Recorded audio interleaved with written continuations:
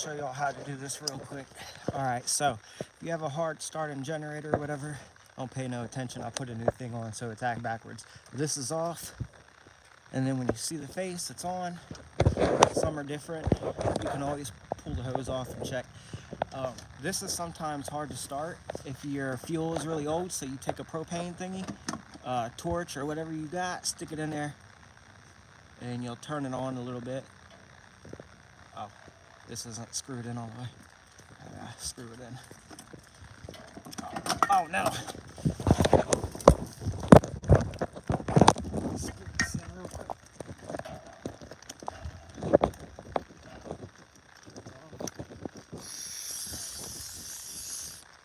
Stick her in, and you're ready to go. All right. Now you want to make sure your switch is on. The switch is on. I'll take these necklaces off. All right. And I'll show you what this is for in a minute. So what we're gonna do is this is our air intake. We got our propane going into here. For the propane, we're not going to use the choke. You would use the choke if you're using fuel. And what that does is it helps it pull extra fuel and cuts off some of the air. It'll be a really rich mixture to help get us started, but we don't need that because we're using propane. Turn your propane on. All right. Might need more.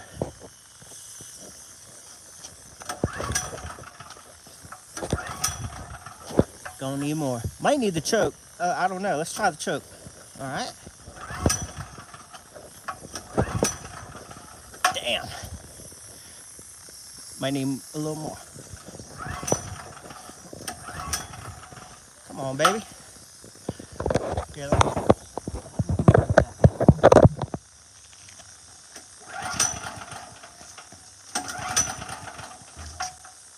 Hold on, I gotta let some of that vent off.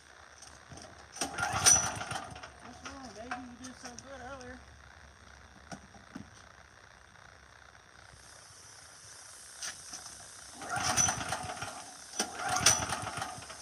Hold it.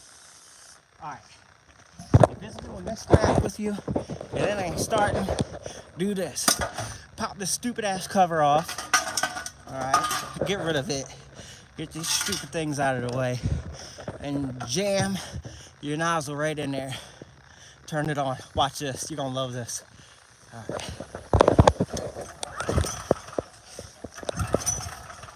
Any more?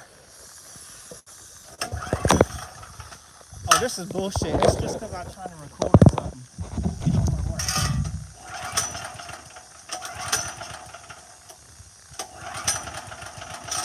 Oh, I opened the choke.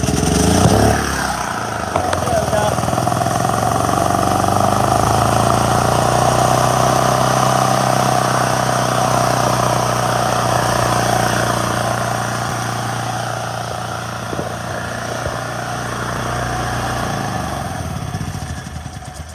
All right, we're gonna try that again. All right. No gas, no propane this time. Let's try it. Stick her in there. Yeah, she don't want to start. I'm gonna jam the, I don't know. See, that's not really starting. I'm gonna jam her ass in there. Turn it on.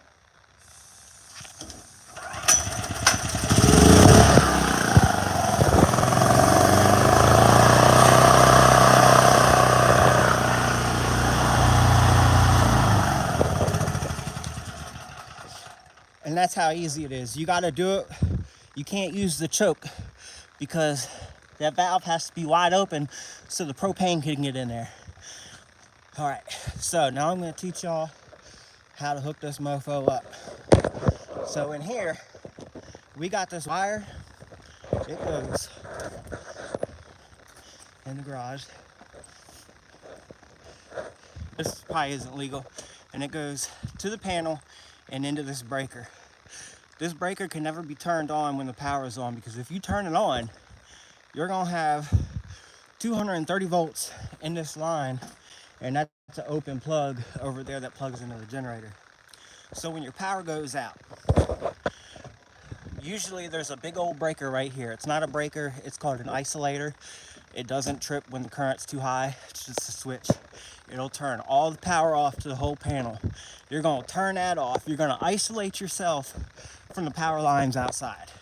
And that's really important, because if you don't do that and you plug your generator in, you're gonna put power on your neighbor's line. And if the workers are working on it, they might get electrocuted if they're not being safe enough. So do you add that to the breaker? Yes, this wire is going to this breaker. It's wired up just like any other breaker. It's totally normal. This tape is on it so nobody accidentally turns it on. So when your power goes out, you turn the isolator off. Then you turn all your breakers off. You're gonna turn them all off, all right? And you'll keep your generator one off, and you'll take your plug. I'm not gonna take the tape off of this right now because of safety. I only do that when it's ready to be used. But you start your motor, you're gonna plug this in like that. It's gonna twist. You have to twist it to lock it in. All right. Now your generator's running, right? And you're producing power.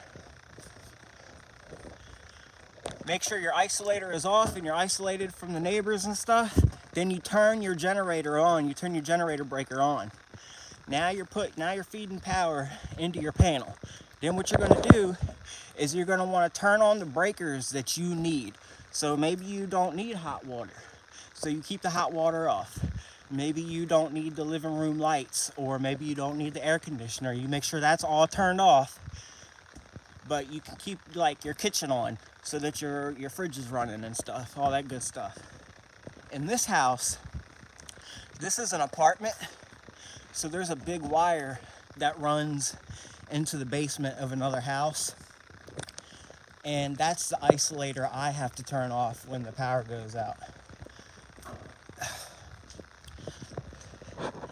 If I buy a generator, is there anything I need to do to the breaker as far as installing goes? What you need to do is you need to make sure that your wire is thick enough to handle all the current that you're going to be pulling through it.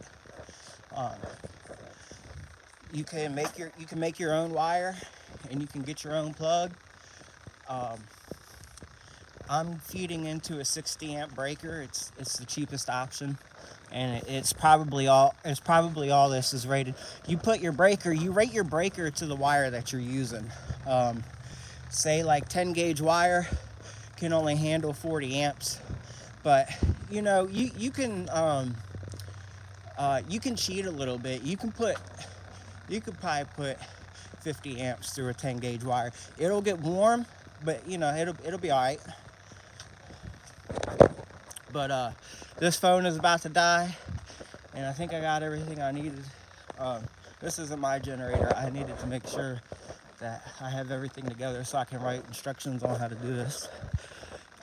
The fuel nowadays has ethanol in it, which if you leave the fuel in your generator with the ethanol, it will gum up everything, and your generator will never start. So you have to go get a fuel additive for the ethanol fuel additive, and you put some in your tank. When you're done using it and you're gonna put it up, you turn your fuel off and you run the machine until all the gas comes out of the lines in the carburetor. That way it doesn't gum up. Anyway, I really appreciate everybody for stopping by and giving me some love. It really helps, because I think YouTube's about to be a career. Subscribe if you want. Catch y'all later. Happy New Year.